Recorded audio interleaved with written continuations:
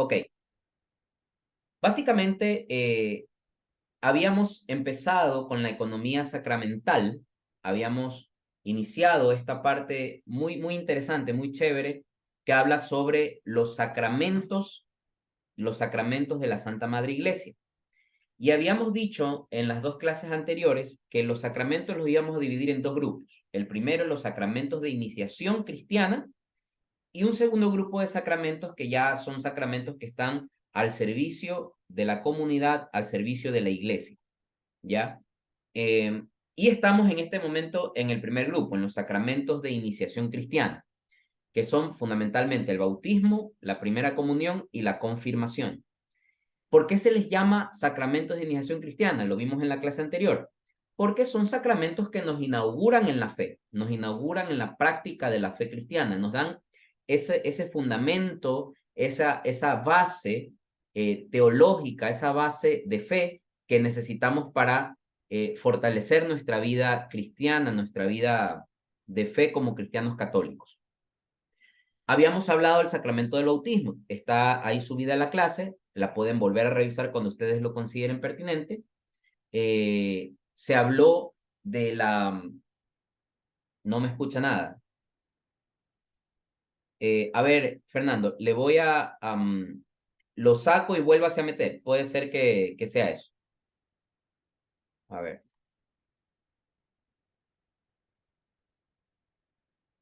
Ok. Entonces, se hablaba en el sacramento del bautismo sobre la prefiguración que tiene el bautismo. Es decir, el bautismo no es solamente ir a ver, écheme agüita, Padre, y yo te bautizo en nombre del Padre, el Hijo y Espíritu Santo, sino que, ¿qué significa el bautismo para nosotros? Significa una incorporación al cuerpo místico de Cristo, que es la iglesia, significa morir al pecado. Por eso qué chévere para Fernando, ¿no? Al ser bautizado a esta edad, Fernando va a quedar 0 kilómetros. ¿Por qué? Porque se le borra el pecado original, los pecados temporales y las consecuencias de los pecados temporales. Lo único que va a quedar en él todavía es, digamos, las consecuencias del pecado original, que es la concupiscencia y lo que ya hemos hablado. Se habló también del ministro ordinario del sacramento del bautismo, que es el sacerdote, y de manera extraordinaria, solo en los casos de emergencia, que espero lo hayan podido revisar y lo hayan podido entender, de manera extraordinaria, en caso de emergencia, hay la posibilidad de que cualquier persona puede bautizar, incluso una persona que no sea bautizada. Yo añadía un poco más, incluso alguien no siendo creyente podría bautizar, pero solo en caso de emergencia, solo en caso de emergencia. No sé si pudieron revisar eso en la clase anterior, es muy importante que lo tengamos claro. Y existe también varios tipos de bautismo. Hablamos del bautismo de agua, que es el normal, el bautismo de sangre y el bautismo de deseo, ¿ya? Esa información la tienen en el video anterior, en la clase anterior, lo pueden revisar oportunamente. Entonces, una vez que hemos cubierto el sacramento del bautismo, tenemos que ir al siguiente sacramento, que yo siempre lo digo así, es la mamá de los sacramentos, es el sacramento de los sacramentos, el sacramento a partir del cual gira alrededor de él todo, que es el sacramento de la Eucaristía. ¿Y por qué hablo de el sacramento más importante? Pues porque si bien es cierto, el sacramento del bautismo es importantísimo, es necesario porque el bautismo nos borra el pecado original y recibimos los dones del Espíritu Santo, nos convertimos en sacerdotes, profetas y reyes, formamos parte del cuerpo místico de Cristo, que es la iglesia, se nos borra el pecado original, en fin, una cantidad y una gama de cosas maravillosas respecto del sacramento del bautismo. Y recibimos al Espíritu Santo de modo espiritual, porque el Espíritu Santo es espiritual. Ahora, ¿qué tiene de especial el sacramento de la Eucaristía? ¿Recibimos a Cristo de manera espiritual? Sí. ¿Y Cristo siendo Dios en unión del Padre y del Espíritu Santo? Sí. Pero da la particularidad de que en el sacramento de la Eucaristía, además de recibir a Cristo de modo espiritual, lo estamos recibiendo de modo físico, lo estamos recibiendo de modo material, de modo presencial, ¿ya?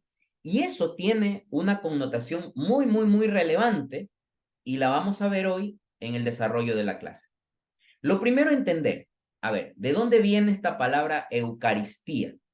Eucaristía es un término griego que significa acción de gracias, ¿ya? La Eucaristía, por tanto, es un sacramento en todo sentido de acción de gracias. ¿Acción de gracias de qué? ¿Dar gracias a qué? Pues básicamente el sacramento de la Eucaristía tiene una connotación de acción de gracias porque todo esto viene de una prefiguración, tiene un origen. Y el sacramento de la Eucaristía tiene su origen en la Pascua judía. Si ustedes revisan el Antiguo Testamento o nos remontamos a información histórica de muchísimo más de 2000 años atrás, ustedes saben que quiénes son nuestros hermanos en la fe, o sea, de dónde nace el catolicismo, nace del judaísmo, porque Jesús era judío, de hecho, y Jesús instaura el cristianismo a partir del judaísmo. Los judíos creen exactamente lo mismo que creemos nosotros. En un término fundamental, sí, con la diferencia en que los judíos se quedaron en el Antiguo Testamento. Porque para ellos, Jesús solamente fue un profeta. Los judíos, nuestros hermanos judíos, siguen esperando al Mesías, al Redentor, al Salvador, ¿ya? Y ahí donde nace la gran diferencia entre el judaísmo y el cristianismo. Sin embargo, muchas de las costumbres, mucha de la tradición y la praxis, la práctica de la liturgia como tal, proviene del judaísmo, proviene del judaísmo. De hecho, el sacramento de la Eucaristía viene de la Pascua judía. ¿Qué celebran los judíos en la Pascua? Los judíos en la Pascua celebran, la palabra Pascua significa paso. Entonces los judíos celebran la Pascua, que es el paso del ángel de Dios por su pueblo Israel. Acuérdense ustedes que en el relato del Antiguo Testamento se hablaba de que a los judíos se les pedía que sacrificaran a un cordero y que con la sangre de ese cordero pinten las puertas de las entradas de su casa para que cuando pase el ángel del Señor no extermine a esa familia y a través de la sangre del cordero iban a ser ellos identificados como pueblo de Dios. Entonces, fíjense cómo toda esta cosa que existe hace muchísimo más de 2000 años tiene mucha relación con lo que hoy nosotros creemos como sacramento de la Eucaristía.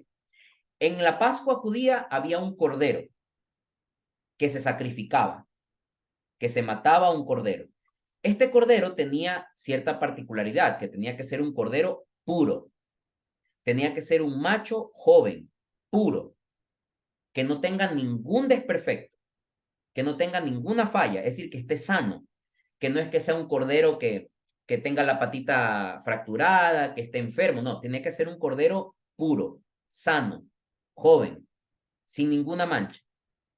Y ese cordero tenía que ser sacrificado y ese sacrificio daba la connotación de un evento que el pueblo judío lo ofrecía en honor a Dios.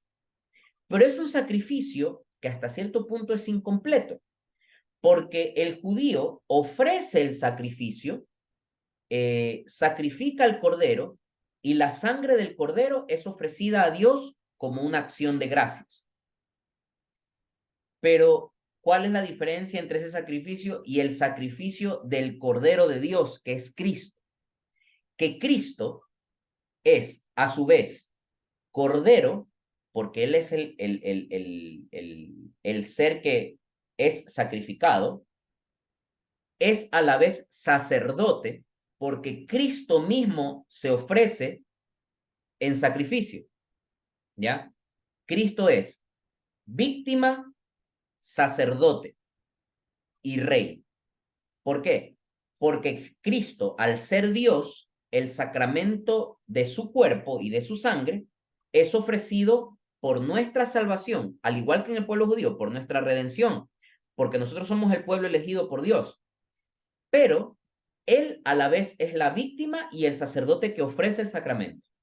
Y al ser Dios, tiene la capacidad de hacer que este sacrificio tenga una connotación mayor, porque no es un cordero, no es una cabra, no es un animal el que está sacrificando, es al mismísimo Dios, que siendo Dios es también hombre, y al ser hombre puede ser víctima dentro de este sacrificio. Entonces, fíjense, lo primero es, la palabra Eucaristía hace referencia a acción de gracias.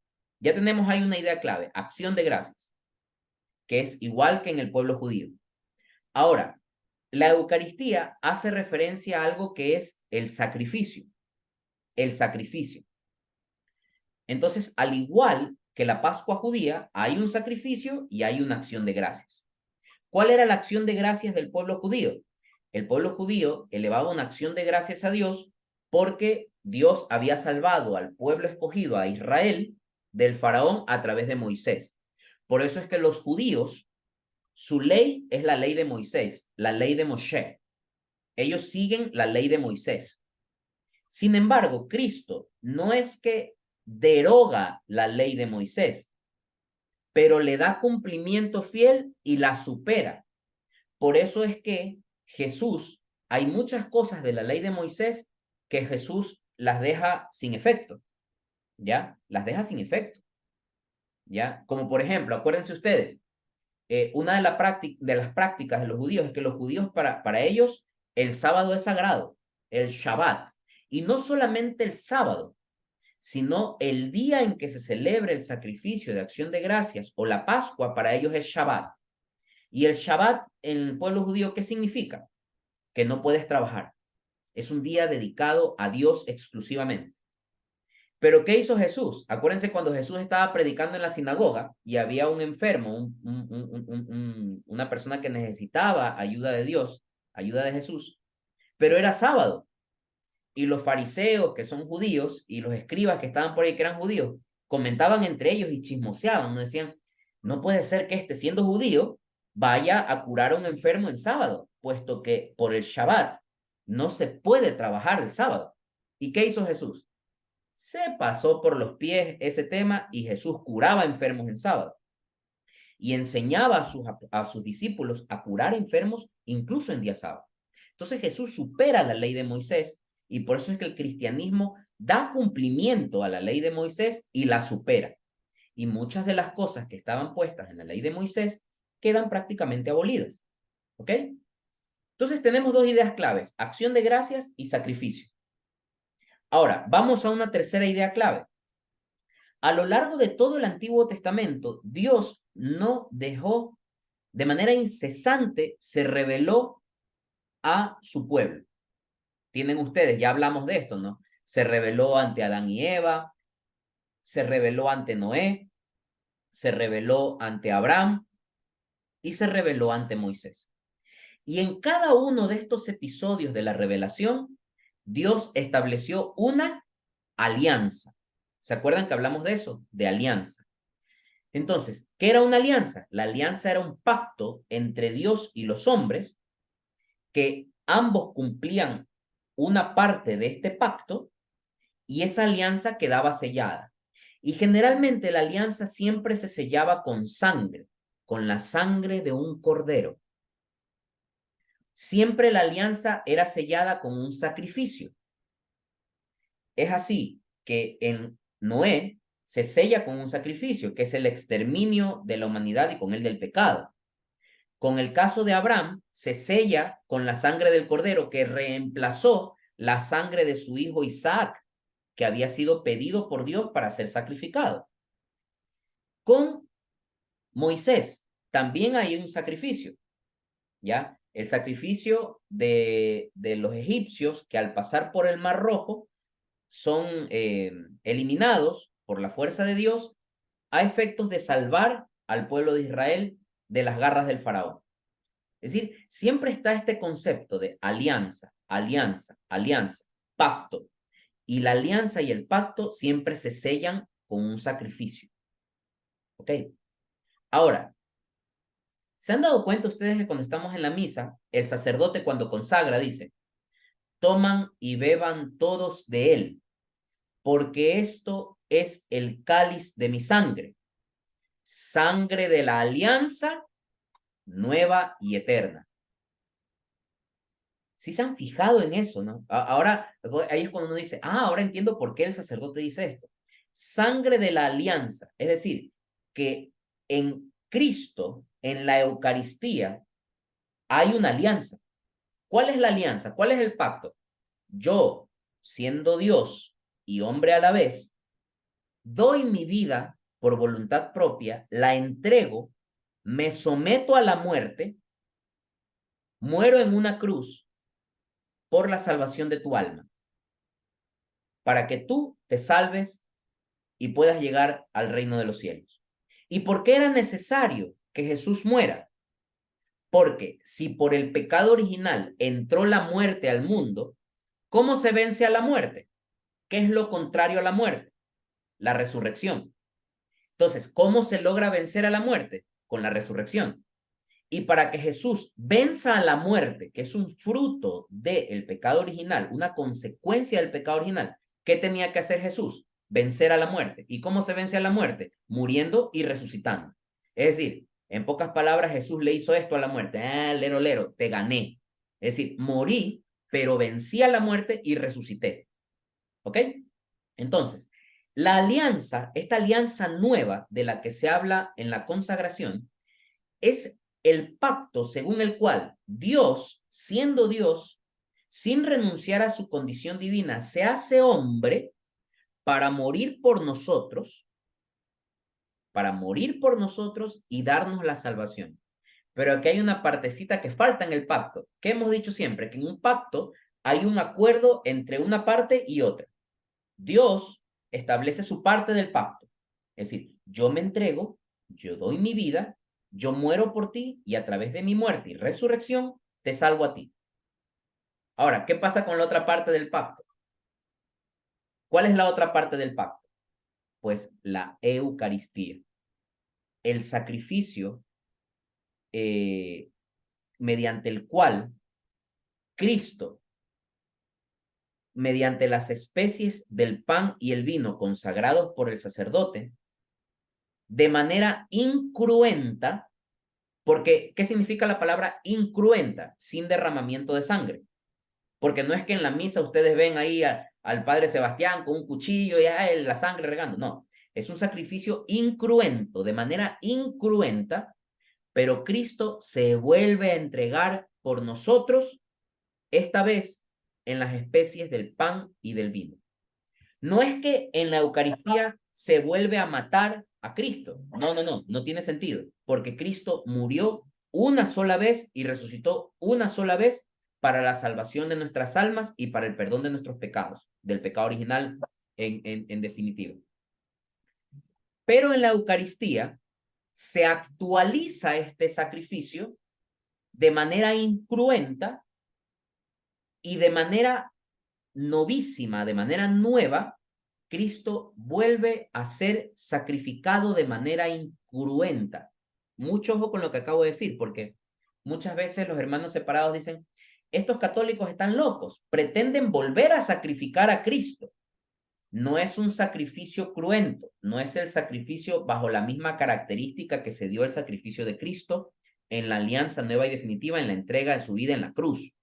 Es un sacrificio incruento que tiene la misma connotación del sacrificio de Cristo en la cruz, el mismo efecto del sacrificio de Cristo en la cruz, pero no la misma operatividad del sacrificio. Es decir, no es que Jesús vuelve a morir, no.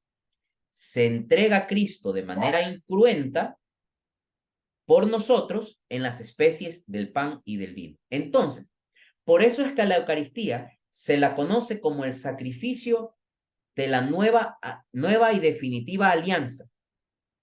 Sangre de la alianza nueva y eterna. ¿Por qué nueva? Porque es nueva, pues evidentemente. Antes estaba la alianza de Dios con Moisés, de Dios con Noé, de Dios con Abraham, de Dios con todas esas alianzas. Entonces, definitivamente la alianza de Cristo es una alianza nueva. ¿Y por qué eterna? Porque después de Cristo ya no hay más pactos y ya no hay más alianzas. Esta es la alianza nueva y eterna, que se actualiza y se vuelve a llevar a cabo cada vez que nosotros comemos el cuerpo y bebemos la sangre de Cristo en el sacramento de la Eucaristía. ¿Sí? Entonces, ¿qué es el sacramento de la Eucaristía? Es la presencia real de Cristo de manera física en las especies del pan y del vino.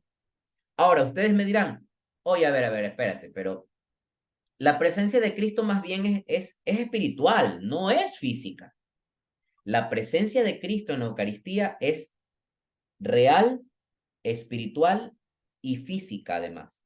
¿Se acuerdan ustedes cuál era el concepto de unión hipostática? ¿Qué se van a acordar? Bueno, en el parcial anterior vimos lo que era unión hipostática. Unión hipostática significa a que en la persona de Cristo está unida su naturaleza humana y su naturaleza divina de modo indivisible. Es decir, no es que Cristo es de la cintura para arriba Dios y de la cintura para abajo hombre, no. Dios, Jesús es Dios y hombre a la vez.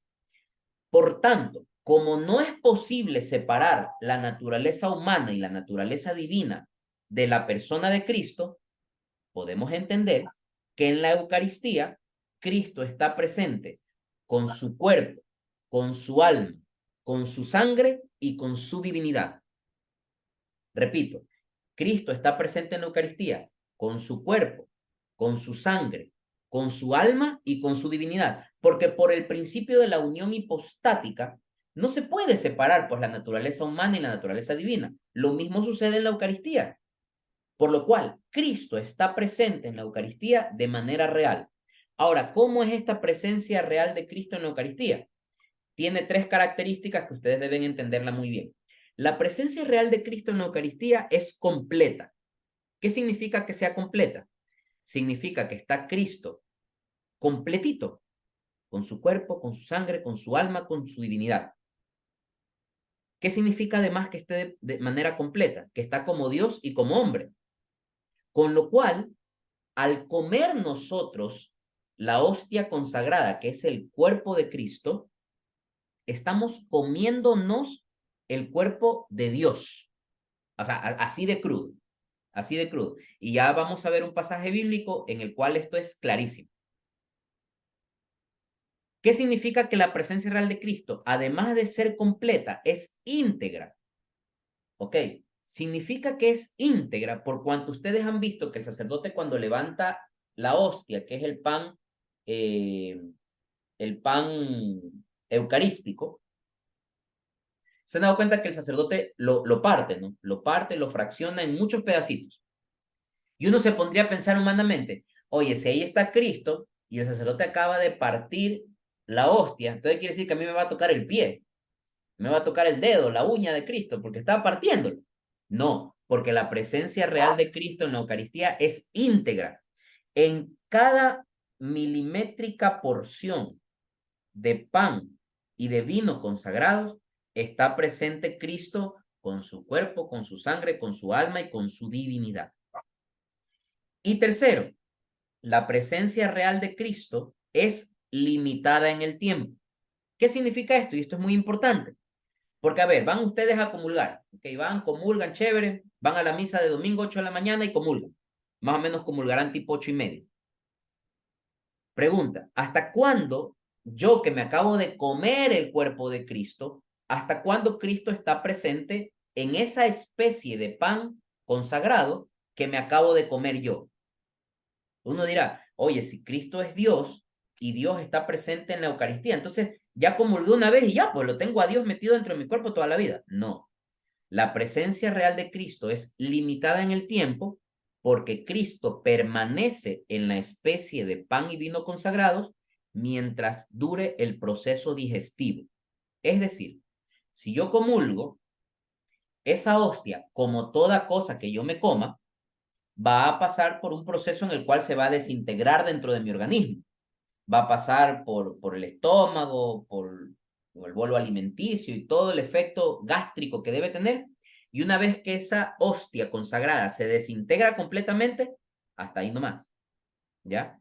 Con lo cual, no es que ya comulgué hoy ya domingo y lo tengo a Cristo dentro de mí para toda la vida, no. Por eso es que para las personas que lo puedan hacer y para las personas que tengan la posibilidad de hacerlo, si pueden comulgar todos los días, bienvenido sea, ¿ya? Lo que no se debe hacer es comulgar varias veces y repetidas veces en el día, porque no tiene sentido. No es que les va a hacer daño, no es que están cometiendo un pecado, pero, digamos, no se le está dando la seriedad y el realce que tiene la presencia de Cristo en la Eucaristía, pues no es un juego el tema, ¿ya? Entonces, la presencia real de Cristo en la Eucaristía es completa, íntegra y limitada en el tiempo, ¿ok? Ahora, ustedes se preguntarán, ¿por qué utilizan pan y vino? ¿Y por qué ese tipo de pan? Porque en la Eucaristía no es que está el pan, el enrollado, el pan, el cachito, el pan de dulce, ese que compramos en la panadería. No, es un pan que tiene una característica. Es un pan sin levadura. ¿Por qué? Porque no es un pan que se infla, no es un pan sin levadura. Es un pan ácimo, sin sabor. ¿Por qué es así el pan que se utiliza para la Eucaristía? En la antigua alianza, en el Antiguo Testamento, el pan y el vino eran ofrecidos como sacrificio eh, entre las primicias de la tierra en señal de reconocimiento al Creador. Es decir, se utilizaban estos elementos como elementos para el sacrificio porque era una acción de gracias. Nunca se olviden, Eucaristía, acción de gracias. Se le daba gracias a Dios porque estos eran fruto de la tierra, ¿ya? Así el pan que proviene del trigo y el vino que proviene de las uvas eran productos que se obtenían a partir de la cosecha del fruto de la tierra. Entonces, eran ofrecidos estos elementos en agradecimiento a Dios porque eran fruto de la tierra. Por eso es que en la fórmula litúrgica de la Santa Misa ustedes escuchan, tomen y coman todos de él, porque esto es mi cuerpo, fruto de la vid y del trabajo del hombre, y que ahora te presentamos, él será para nosotros bebida de salvación. Bendito seas por siempre, Señor. Cuando el sacerdote empieza la consagración, en el momento del ofertorio, dice, bendito sea Dios por este pan, fruto de la tierra, del trabajo del hombre, y que ahora recibimos, Él será para nosotros pan de salvación. Bendito seas por siempre, Señor. Bendito sea Dios del universo por este vino, fruto de la vid y del trabajo del hombre, y que ahora recibimos. Él será para nosotros bebida de salvación. Bendito seas por siempre, Señor. Hay que estar pilas en la Santa Misa. Fíjense que en la misa nos dicen todo lo pepa que uno tiene que saber, lo dicen en la misa. Pero hay que estar pilas, hay que escuchar. Hay que pararle bola a lo que dice el sacerdote. No es que son palabras aprendidas o repetidas así, sin ningún tipo de contexto. El pan se utiliza así también en recuerdo del maná del desierto. Acuérdense cuando Dios hizo llover maná en el desierto a su pueblo Israel, que fue el pan que Dios ofreció a su pueblo para que no murieran de hambre. Entonces, el cáliz de bendición, acuérdense ustedes que en la Pascua judía es el que se utiliza para añadir la parte festiva a la celebración de la Pascua, ¿ya? Obviamente, la dimensión escatológica que tiene el vino no es el mismo que nosotros podamos entender como saca el vino para celebrar. No, tiene una dimensión escatológica en la Pascua judía. Y básicamente se configuraba como un signo de espera mesiánica del restablecimiento de Jerusalén, es decir, la espera de la venida del Salvador, del Redentor, de Cristo. Jesús instituyó básicamente la Eucaristía dando un sentido nuevo y definitivo a la bendición del pan y del cáliz, del vino, como lo hacían los judíos. Es decir, Jesús hasta en eso, Jesús supera la ley de Moisés porque le da una significación nueva al pan y del vino. Ustedes me dirán, oye, pero la mayoría de sacrificios en el Antiguo Testamento no son con pan y vino, son con un cordero. Revisen el sacrificio del sumo sacerdote Melquisedec. En el Antiguo Testamento, el sumo sacerdote Melquisedec utilizó pan y vino para ofrecer sacrificio. Entonces, la Eucaristía tiene toda la explicación del Antiguo Testamento y tiene toda la claridad y todo el sentido posible. Porque muchas veces los católicos es como que pierden el sentido de la Eucaristía y es como que creen que es una cosa así simbólica y no es simbólica. Vamos a ver. Yo les voy a leer y ustedes lo pueden leer luego si desean o si lo tienen ahí a la mano, bienvenido, pues, ¿no? Yo les voy a leer el Evangelio de Juan, capítulo 6, versículo, versículo 51. Pero les voy a leer desde antes, desde el versículo 32. Capítulo 6, versículos 32. Escuchen con atención, por favor. Jesús le respondió, os aseguro que no fue Moisés quien os dio el pan del cielo. El pan de Dios viene del cielo y da la vida al mundo. Entonces le dijeron, Señor, danos siempre de ese pan. Jesús le contestó, yo soy el pan de vida. El que viene a mí no volverá a tener hambre. El que cree en mí nunca tendrá sed. Pero vosotros, como ya os he dicho, no creéis a pesar de haber visto. Todos los que me da el Padre vendrán a mí, y yo no rechazaré nunca al que venga a mí, porque yo he bajado del cielo no para hacer mi voluntad, sino la voluntad del que me ha enviado. Y su voluntad es que yo no pierda ninguno de los que él me ha dado, sino que los resucite en el último día. Mi Padre quiere que en todos los que vean al Hijo y crean en él tengan una vida eterna, y yo los resucitaré en el último día. Primera parte. ¿En qué contexto está hablando esto Jesús? Siempre es importante entender el contexto. Momentos antes, ¿saben lo que había pasado?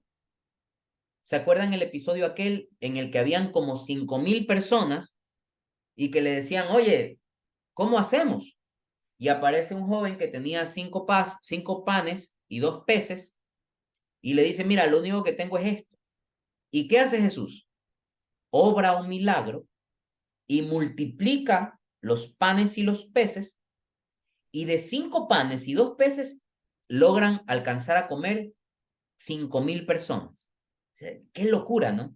Uno lo lee en la Biblia y uno lo lee así como que, ay, qué chévere, qué bonito, pero traten de ponerse en ese momento. Me vuelvo loco, o sea, que venga un man, coja 5 panes, 2 peces y con eso debe de comer a 5,000 personas, es una locura.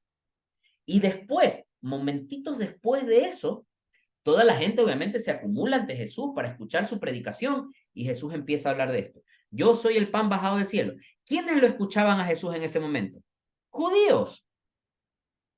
Y fíjense cómo Jesús les empieza a dar duro porque les dice, no es como el pan que bajó del cielo. ¿A qué pan se está refiriendo? Al maná, al que envió Dios al pueblo de Israel. Los judíos se sienten muy orgullosos por el maná porque Dios los escogió a ellos para enviarles el pan bajado del cielo. Pero Jesús les da así como, papá, le dice, yo no soy como ese pan que bajó del cielo, yo soy el pan vivo que ha bajado del cielo. Es decir, no es el pan que recibieron los israelitas, que comieron, pero que luego él dice, volvieron a tener hambre. Me voy a saltar al versículo 41. Los judíos comenzaron a murmurar, dice, porque había dicho, yo soy el pan que ha bajado del cielo. Entonces los judíos decían, este es Jesús, el hijo de José. Conocemos a su padre y a su madre. ¿Cómo se atreve a decir que ha bajado del cielo? Ahí empezó la contra ya. Ya empezaron los detractores de Jesús. Entonces ya la gente empezó a meterle candela a Jesús. Jesús le replicó, no sigan murmurando. Nadie puede aceptarme si el Padre que me envió no se lo concede. Y yo lo resucitaré el último día. Está escrito en los profetas y serán todos instruidos por Dios. Todo el que escucha al Padre y recibe su enseñanza me acepta a mí. Esto no significa que alguien haya visto al Padre, solamente aquel que ha venido de Dios ha visto al Padre. Os aseguro que el que cree tiene vida eterna. Yo soy el pan de la vida. Fíjense con esto. Oigan, pónganse en los zapatos de los judíos. Imagínense que ustedes son judíos, están ahí escuchando a Jesús.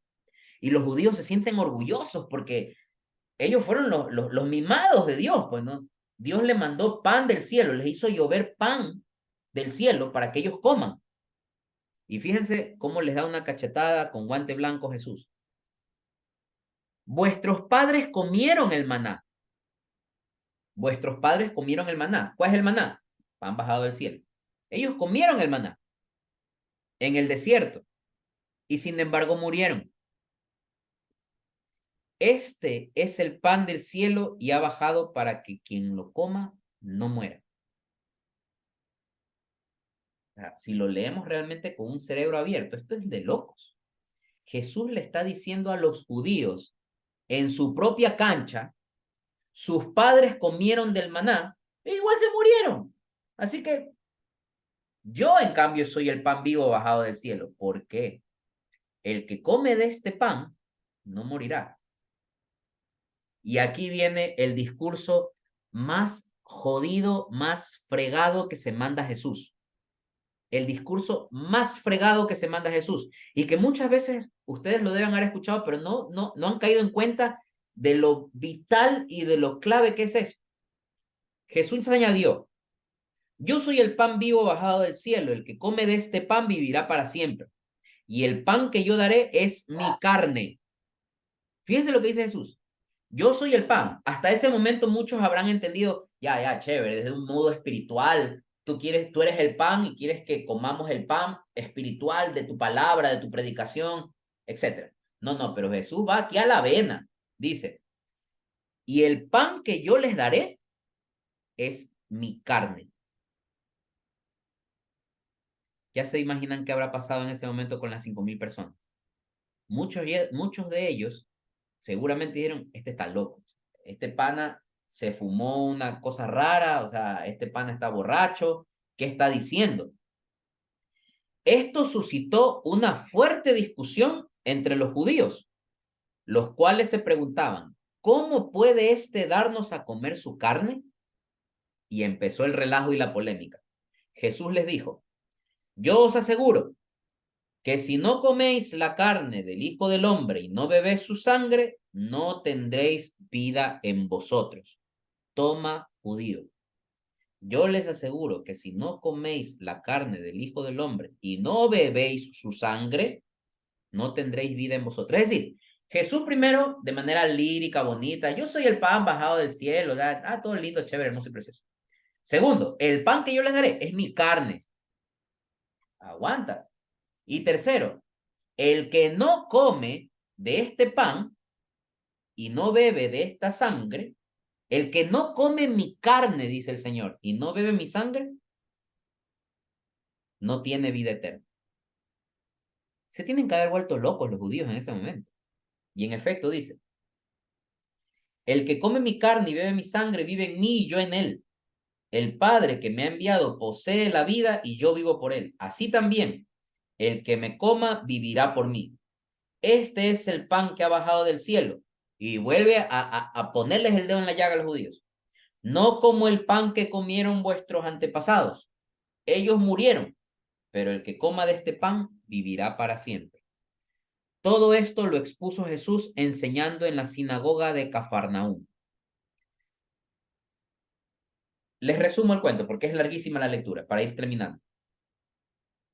Muchos de sus discípulos, al oír a Jesús, dijeron, esta doctrina es inadmisible. ¿Quién puede aceptarla? Jesús, sabiendo que sus discípulos criticaban su enseñanza, les preguntó, ¿os resulta difícil aceptar esto? ¿Qué ocurriera si vieses al Hijo del Hombre subir a donde estaba antes? El Espíritu es quien da la vida, la carne no sirve para nada. Las palabras que os he dicho son espíritu y vida. pero algunos de vosotros no creen. Jesús sabía desde el principio quiénes eran los que no creían y quién lo iban a entregar. Y añadió, por eso os dije que nadie puede aceptarme si el Padre no se lo concede. Fíjense esta parte que es catapultante. Desde entonces, muchos de sus discípulos se retiraron y ya no iban con él. Si Jesús hubiera estado hablando en una forma simbólica, que esto es lo que dicen los evangélicos, que la Eucaristía es un tema simbólico nada más, o muchos católicos a veces creen que la Eucaristía es un símbolo, nomás es una cosa así significativa, un símbolo. Si Jesús hubiera estado hablando simbólicamente y ve que el público se le empieza a ir, ¿qué hubiera hecho Jesús? Oye, esperen un ratito, déjenme aclararles, no malentiendan, no me saquen de contexto mis palabras. Yo no estoy hablando de que van a comerse un pedazo de mi piel, un pedazo de mi carne. No, no, no, no, no. Lo estoy hablando de forma simbólica. Pero no. ¿Saben lo que hace Jesús? La gente se le empieza a ir como loco. Y Jesús no le interesa. ¿Y saben lo que dice Jesús? Jesús le preguntó a los 12 apóstoles que estaban todavía ahí, ¿también ustedes se quieren marchar? Es desafiante lo que hace Jesús. Ustedes también se quieren ir como toda esta sarta de sinvergüenza. También se quieren ir. ¿Y qué le responde Simón Pedro? Señor, ¿a quién iremos? Tus palabras dan vida eterna. Nosotros creemos y sabemos que tú eres el Santo de Dios. Miren qué maravilloso esto. Entonces, si Jesús hubiera instituido la Eucaristía como un mero tema simbólico, no hubiera permitido que se le vaya tanta gente. Habían 5,000 personas, malagradecidos que habían minutos antes habían comido gracias al milagro que hizo Jesús. Luego, cuando Jesús les pone el discurso eucarístico, se fueron porque no les gustó. ¿Por qué? Porque les dio con el dedo en la llaga. Sus padres comieron del maná e igual murieron. Yo soy el pan vivo y el pan que yo les voy a dar es mi carne. Y el que no come mi carne y no bebe mi sangre, no tiene vida eterna. Con lo cual, ahora entienden por qué les dije que este es el sacramento, la mamá de los mamás de los sacramentos. El sacramento más importante de todos, porque en él está presente Cristo con todo su cuerpo, con toda su sangre, con toda su alma y con toda su divinidad. Y es tan extenso hablar de Eucaristía que no basta una sola clase. Mañana vamos a seguir y a concluir el tema de Eucaristía. Por hoy vamos a quedar ahí. Vamos a llegar hasta esta parte. Por favor, revisen las clases de catequesis. Ya les envié el otro día el cuestionario del segundo parcial. Vayan leyéndolo, vayan revisándolo. Y cualquier duda, cualquier inquietud, cualquier pregunta, con mucho gusto me escriben y ahí cualquier cosa lo solucionamos, ¿ya? Listo, entonces, que tengan una linda noche, cuídense mucho, pasen bien, gracias por conectarse y nos estamos viendo mañana. Mando un abrazo. Chao.